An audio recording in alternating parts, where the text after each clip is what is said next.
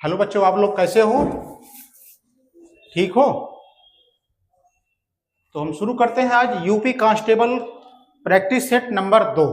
लेकिन बच्चों, हम आपको वीडियो शुरू करने से पहले या प्रैक्टिस सेट कराने से पहले मैं आपको आज आपके लिए खुशखबरी बता रहा हूं कि अभी मैंने यूपीएसआई के लिए प्रैक्टिस सेट करवाया था बच्चों, जो आज पेपर हुआ पहले शिफ्ट और दूसरे शिफ्ट में, तो बच्चों आपके लिए बहुत आसान पेपर था आज। जो मैंने मैथ में पढ़ाया था बच्चों, उस सेम वही सवाल, कहीं आपको दिक्कत नहीं, उससे भी सरल सरल सवाल पूछे गए थे। तो बच्चों मेरे हिसाब से अगर आप टाइम मैनेजमेंट और प्रैक्टिस किए होंगे मेरे साथ में, तो आप आज क्वेश्चन बहुत अच्छे से कर लिए होंगे, क्योंकि पेपर बहुत आसान था पिछली बार की तुलना में।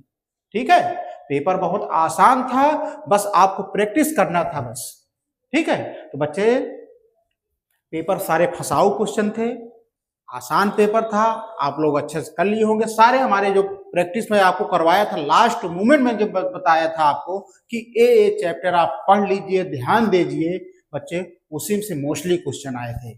जैसे मैं बता दूं, आप लोगों को मैं बताया था कि नंबर सिस्टम पढ़ लीजिएगा, एलसीएम एचसीएफ पढ़ लीजिएगा, औसत पढ़ लीजिएगा, लाभ हान पढ़ लीजिएगा, परसेंटेज पढ़ लीजिएगा, चक्रीय ब्याज और साधारण ब्याज पढ़ लीजिएगा, अनुपात समानुपात पढ़ लीजिएगा। 2D में मैंने पढ़ाया था कि आप मेंसुरेशन का फार्मूला बेट पढ़ लीजिएगा, बस और कुछ नहीं पढ़ना है, सारे आपको फंस जाएंगे क्वेश्चन। और पेपर बहुत लड्डू था, क्वेश्चन बहुत सरल था, इसमें आपको कोई दिक्कत नहीं, आप लोग अटेम्प्ट कर लिए होंगे, बस जो मेहनत से पढ़ा होगा।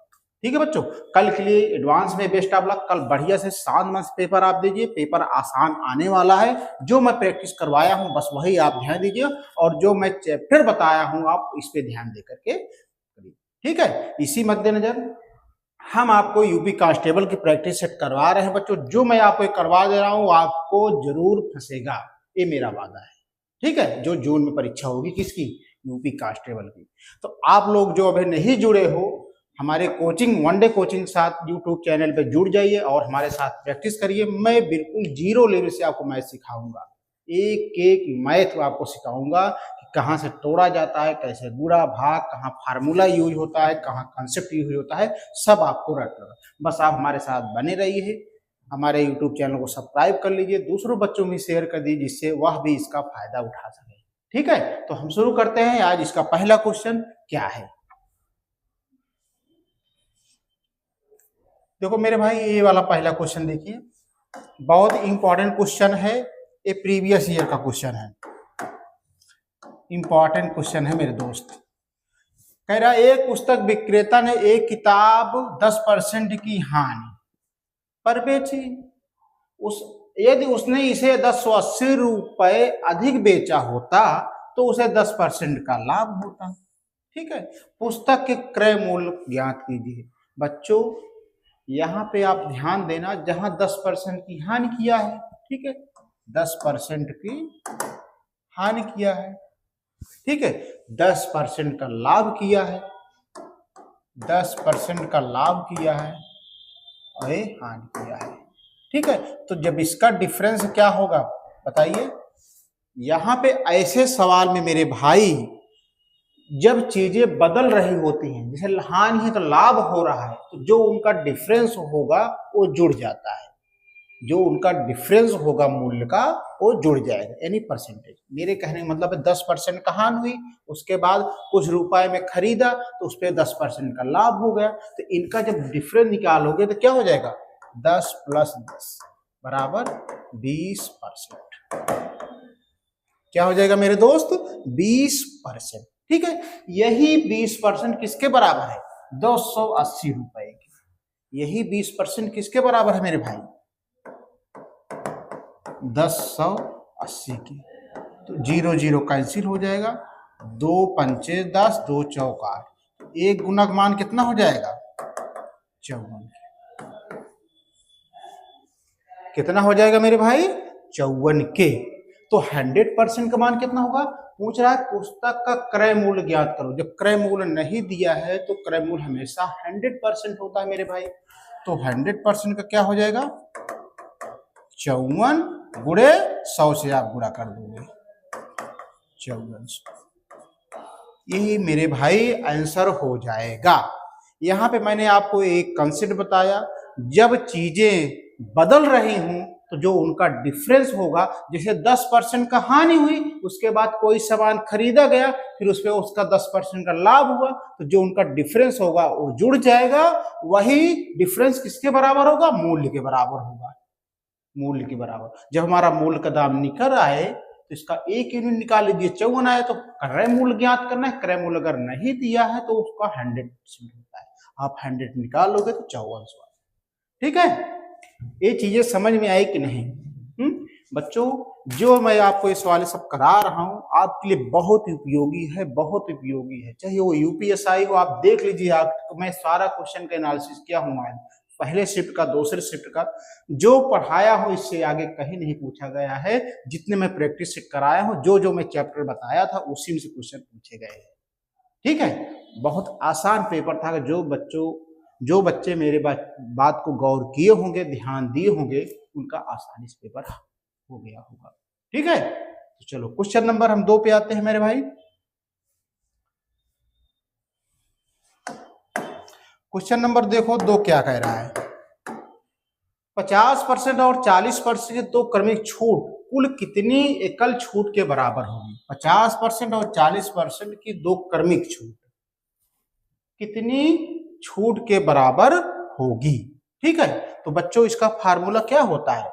क्रमिक छूट का फार्मूला क्या होता है? a plus B minus A B बटे 100। भाई जब दो क्रमिक छूटें दिया हो तो उसका अगर एकल छूट के बराबर ज्ञात करना हो तो उसका फार्मूला क्या होता है? a plus B minus A B बटे 100। अब 2 मान दिया है, 2 मान इसमें वैल्यू पुट कर दो, आप आंसर पा जाओगे। कैसे? एक मान कितना दिया मेरे भाई? 50। बी का मान कितना दिया है? 40 माइनस एक मान 50 गुणे 40 बटे 100। ठीक है, चीजें काट दो, 0 0 0 0 कैंसिल हो जाएगा। 50 40 90 माइनस 5 चौक 20। तो बच्चों बताओ 90 में 20 गए 70%।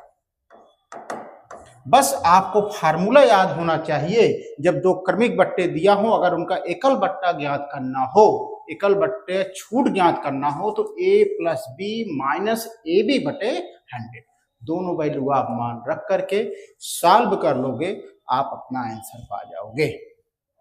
ठीक है, अगले प्रश्न की तरफ बढ़ते हैं हम। देखो दोस्तों, अगला प्रश्न क्या कह रहा है? ये भी बहुत इंपॉर्टेंट प्रश्न है, बहुत इंपॉर्टेंट प्रश्न है। ठीक है, 10% की छूट देने के बाद 8% का लाभ प्राप्त करने के लिए अंकित मूल्य को क्रय मूल्य से कितने प्रतिशत बढ़ाना चाहिए? मेरे दोस्त, यहाँ पे आप 2 चीज याद रखो। जब क्रय मूल्य दिया हो और अंकित मूल्य दिया हो तो फार्मूला एक होता है क्रय मूल्य और अंकित मूल्य। ठीक है, एक में हानि हो रहा है, एक में लाभ हो रहा है। अंकित मूल्य पे लाभ हो रहा है, क्रय मूल्य पे हानि हो रहा है। इसका मतलब क्या होगा? 100 माइनस डी अनुपाते 100 प्लस पी। ठीक है, 100 हानि के मान कितना? 10% की छूट। ठीक है, अनुपात प्रॉफिट कितना है मेरे भाई? अंकित मूल्य का 8% लाभ का। भाई 8% लाभ का तो 100 में 10 घटाओगे कितना आएगा? 80 100 108। यही तो होगा। इसको काटो, 2 चौक 8 0 2 पंचे 10 2 चौक 8 2 दूना 4 0 2 दूना 4 2 7 14। यही तो होगा, यही तो होगा। 2 चौक 8, यहाँ पे 90 होगा मेरे भाई, यहाँ पे 90 होगा। गलत आप बता रहे हो, यहाँ पे क्या होगा? 90 होगा। काटो ढंग से। कैसे आप बता दिए कि 100 में 10 गए 90, 108। ठीक है, काटो, 2 चौक 8 2 पंचे 10 2 पंचे 10 2 चौक 8 9 पचे 45 9 छक 56। डिफरेंस कितना आया? 1 आया। किस पे आया? 5 और 6 का डिफरेंस 1 आया। अब कह रहा है क्रय मूल्य से कितने प्रतिशत बढ़ाना होगा। यहाँ पे जब क्रय मूल्य से तो क्रय मूल्य कितना दिया है 5 और कितने पे 100%, तो 100 दो 5 दो ना 10, तो हमारा जो आंसर आ गया मेरे भाई 20%। तो आप यहाँ पे चीजें ध्यान दो, यदि क्रय मूल्य दिया है और अंकित मूल्य दिया है, उस पर लाभ और हानि की बातें कर रहा है, तो एक सिंपल से फार्मूला होता है क्रय मूल्य अनुपाते अंकित मूल्य, ये 100 प्लस डी, वहां पे 100 प्लस बी, दोनों मान आप रख करके सॉल्व कर लीजिए, उसका डिफरेंस कितना जो आए उसके बाद उसको क्रय मूल्य से आप 100 में भाग। ठीक है, आगे बढ़े। चलो क्वेश्चन नंबर हम आगे बढ़ते हैं मेरे भाई। मेरे दोस्त देखो ये वाला क्वेश्चन,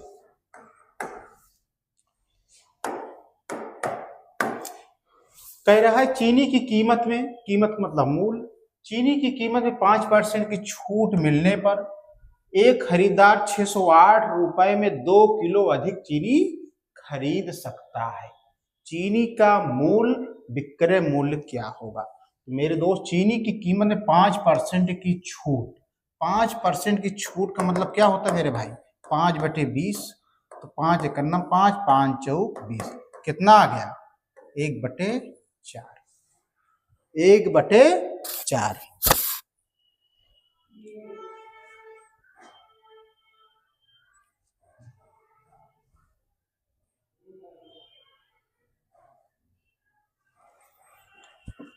ये कैसे आया 1/4 कैसे आया, ध्यान से देखो 1/4 कैसे आएगा मेरे दोस्त, 5% की छूट यानी 5/100, आप लोग गलत बता देते हो, 5% की छूट दे रहा है यानी 5/100, तो 5 करना 5, 5 दूनी 10, आ गया मेरे कितना भाई 1/20। ठीक है, कितना आ गया 1/20। तो इसमें विक्रय मूल्य की भी चर्चा किया है, हम क्या लिख देंगे क्रय मूल्य और ये विक्रय मूल्य। अब मेरे दोस्त नीचे वाला क्या होता है क्रय मूल्य, अगर जब ये 20 है तो छूट दे रहा है तो कितना हो जाएगा, 20 में 1 गए 19, 20 में 1 गए 19, ये मूल्य है। ठीक है, अब दोस्तों यहां पे एक चीज याद रखो, मूल्य का जस्ट उल्टा खपत होता है। क्या होता है खपत, तो खपत क्या हो जाएगा अनुपात 19/20, इसका डिफरेंस क्या होगा मेरे भाई 19 और 20 की डिफरेंस 1। ठीक है, इस 1 किलो का दाम कितना है मेरे दोस्त 2 किलो, इसका इस 1 केजी की डिफरेंस कितना है 2 किलो, यानी ये 2 किलो का है। ठीक है, 2 किलो का है। ठीक है, 2 किलो का है यानी 1 यूनिट का मान 2 किलो आ गया। कह रहा है चीनी की मूल विक्रय, चीनी की खपत कितना है 19 है, यूनिट कितना आया है 2, 19 गुणे 2, 19 दूना 38, ये आ गया हमारा चीनी की खपत। तो कह रहा है चीनी का मूल विक्रय मूल्य, चीनी का मूल विक्रय मूल्य क्या है बच्चों, टोटल दाम कितना है खरीदार का 608, खपत कितना निकाले हो चीनी का 38। अब जब भाग दोगे तो कितनी बार जाएगा 608 में आप मेरे भाई किससे भाग दोगे 38 से भाग दो, तो 3 कितने बार जाएगा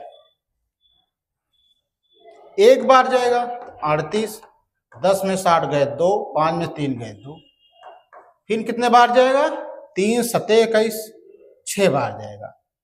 ठीक है, तो लगभग आ गया कितना 16, 16.50, 16.50, यही हमारा आंसर आ जाए। फिर मेरे दोस्त ध्यान से सुनो, चीनी की कीमत में 5% की छूट मिलने पर, 5% की छूट 5/100 हो गया, इसको कर दिया तो 1/20 हो गया, काट दिया तो ठीक है। छूट का मतलब होता है घटा। तो क्रय मूल्य अनुपात विक्रय मूल्य कहाँ जाने, दोनों दिया हुआ, विक्रय मूल्य भी दिया है और क्रय मूल्य की भी चर्चा हुई है। ठीक है, मूल्य कितना था 20A है तो 1 घटा दोगे तो 19 आएगा। अब मूल्य का जस्ट उल्टा क्या होता है खपत होता है, 19 और 20, इसका जब डिफरेंट निकाला 1, यह 1 किसके बराबर 2 किलो अधिक चीनी की, 2 किलो अधिक चीनी। ठीक है, अब पूछ रहा है तो इसका खपत क्या होगी चीनी की 19 है, खपत 19 में 2 से गुणा कर दिए 38 आ गया। कह रहा है चीनी का मूल विक्रय मूल्य क्या होगा, तो दाम कितना दिया है मेरे दोस्त 608 और खपत कितना है 38। 38 से जब भाग दे दोगे तो आ जाएगा 16.5। यही हमारा आंसर। तो बच्चे आप लोगों को समझ में आ रही हैं चीजें कि नहीं? तो अगर आपको चीजों को समझ में आ रही हो तो आप वीडियो को लाइक कर दो, सब्सक्राइब कर दो, दूसरे बच्चों को भी शेयर कर दो, जिससे इसका फायदा उठा सके, उनकी भी मजबूत हो जाए, जिससे वो भी यूपी कांस्टेबल या कोई भी एग्जाम जब उनका हो तो उसको दे सके। ठीक है, चलो देखो ये वाला क्वेश्चन कैसे सॉल्व करोगे, इसको बताओ। इसको आप कैसे बताओगे? देखो 37,500 रुपए पर 2% वार्षिक दर से 4 वर्षों का साधारण ब्याज 300 रुपए कितना होगा? ये गलत दे दिया है, कितना होगा, कितना होगा। ठीक है, तो कुछ नहीं करना है बच्चों। 37,500 रुपए में 2% वार्षिक दर से 4 वर्षों का, यानी कितना 4 वर्षों का, 2% गुणे 4 कितना हो जाएगा 8%। यही 8% इस पे लगा दूंगा तो हमारा आ जाएगा साधारण ब्याज, यानी वर्ष को 10 से गुणा कर दो, जितना परसेंट आए आप इस पे लगा दो उसका। तो 37,500 गुणे 8%, 8/100, 0 काट दो, 8 पंचे 40, 8 सते 56, 56 4 60, 8 3 24 30, तो 3,000 रुपए हमारा साधारण ब्याज आ गया। चीजें सरल है कि नहीं, आपको अच्छी लगी कि नहीं? ये कैसे लगा आप समझ गए कैसे? 2% वार्षिक दर से 4%, 4 गुना 8 उसका वार्षिक दर निकालिए 8%, यही 8% हम इसमें पैसे पे लगा दी, हमारा साधारण ब्याज आ। ठीक है, आगे चले मेरे दोस्त। चल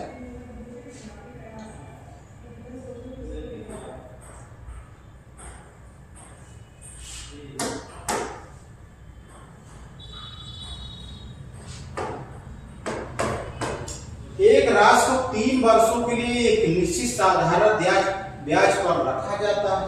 यदि इसे 2% उच्च दर पर रखा गया हो तो इससे 420 अधिक प्राप्त होता है। वह राशि ध्यान दीजिए बच्चों, ये बहुत इंपॉर्टेंट क्वेश्चन है, बहुत इंपॉर्टेंट क्वेश्चन। तो बच्चों मैंने क्या बताया था, जो दर है उसको वर्ष से आप गुणा करो। तो बच्चों वर्ष ए है, दर हमारा ए, तो 3 से जब आप 2% गुणा करो कितना आएगा 6% आ जाएगा ना। तो यही 6% इसके बराबर है, यानी 6% बराबर कितना 420 के। तो 1% बराबर कितना हो जाएगा 6 सत्ते।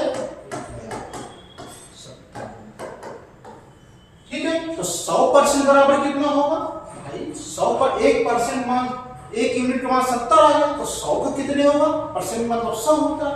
तो 100 का क्या हो जाएगा मेरे दोस्त 7 70 गुणे 100, तो 7,000। यही हमारा आंसर आ जाएगा। किसी बच्चों को दिक्कत नहीं होनी चाहिए, ये चीजें आसान है, छोटू सवाल है। मैंने सीधा सिंपल बताया हूं कि आप वर्ष को प्रतिशत उसको गुणा कर दो, इसके बाद से कंपेयर कर दो, आ गया ए, तो हमें 1 यूनिट का मान इतना आ गया, 100 पे कितना होगा 100 से 70 गुणा कर दोगे 7,000। एक हमारा आंसर। आगे बढ़े,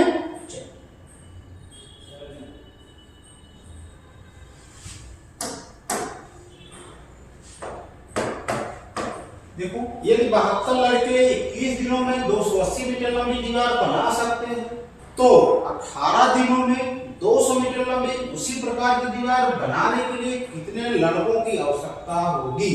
दोस्तों जहां ये सब दिया हो, दिन दिया हो, आदमी दिया हो, समय दिया हो, कार्य दिया हो, वहां पे सूत्र होता है M1 T1 H1 बटे W1 बराबर M2 T2 H2 बटे एक फार्मूला होता है, जो मान दिया है आप उसको रख दो। यम का मतलब मन आदमी का, तो 72 लड़के, यहाँ पे क्या रखोगे 72। D1 का मतलब दिन 21 दिन। H1 नहीं दिया है कोई बात नहीं, H1 मत रखो। W1 का मतलब क्या होता है कार्य, तो 280 मीटर लंबी दीवार, दीवार का मतलब कार कर रहा है, 280 बराबर M2 नहीं दिया है, D2 दिन दिया है 18 दिन, इसके बाद H2 नहीं दिया है, छोड़ दो। W2 कितना दिया है 200 मीटर। अब ये हमारा स्ट्रक्चर बन गया, इसको सॉल्व कर लो, आंसर आ जाएगा। कैसे? 1 0 0 कैंसिल, ठीक है। 2 एकम 2, 2 चौकाट 2 दहम्मा 20 काट रहे हैं। 7 दूनी 14, 7 तिरिक 21, ठीक है।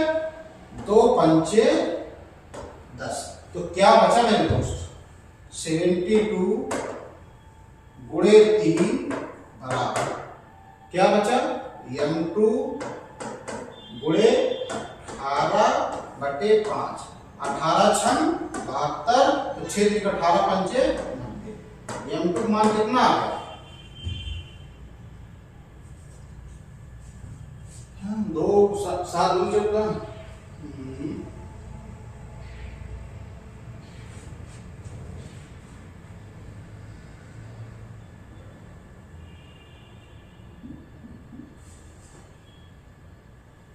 काटो इसको, कैसे कटेगा भाई?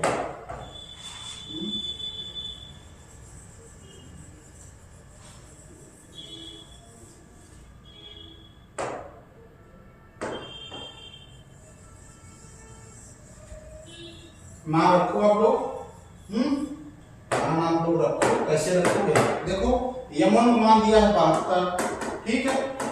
D1 को मान दिया है 21, H1 नहीं मालूम है, कोई दिक्कत नहीं, W1 मिल गया है 280, ठीक है। M2 को मान नहीं मालूम है, D2 को मान दिया है 18, H2 नहीं मालूम है और 200 मीटर ये दिया है। अब देखो काटो, 0 0 कर गया, ठीक है। अब काटो, 2 एकम 2, 2 चौकाट 2 दहम्मा 20, ठीक है। 2 7 14, 2 पंचे 10, काटो। 7 तिरिक 21, ठीक है। 18 छन 72, 6 तिरिक 18 पंचे,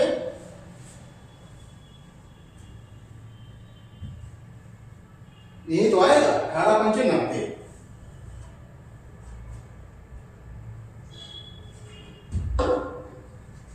दो एकम 2, 2 चौकाट, ठीक है। 2 दहम्मा 20, ठीक है। 2 7 14, 2 पंचे 10, 7 तिरिक 21,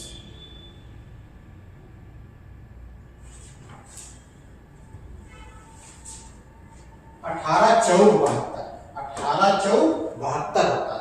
4 3 12 पंचे 7, तो M2 मान कितना आ गया? 7। यही हमारा आंसर हो जाएगा, यही हमारा आंसर हो जाएगा। तो बच्चों आज का ये सेशन अब समाप्त होता है। ये सारे बढ़िया इंपॉर्टेंट क्वेश्चन है, सारे सरल तरीके से मैं आपको समझाया हूँ। तो कल हम आते हैं प्रैक्टिस सेट नंबर 3 लेकर के।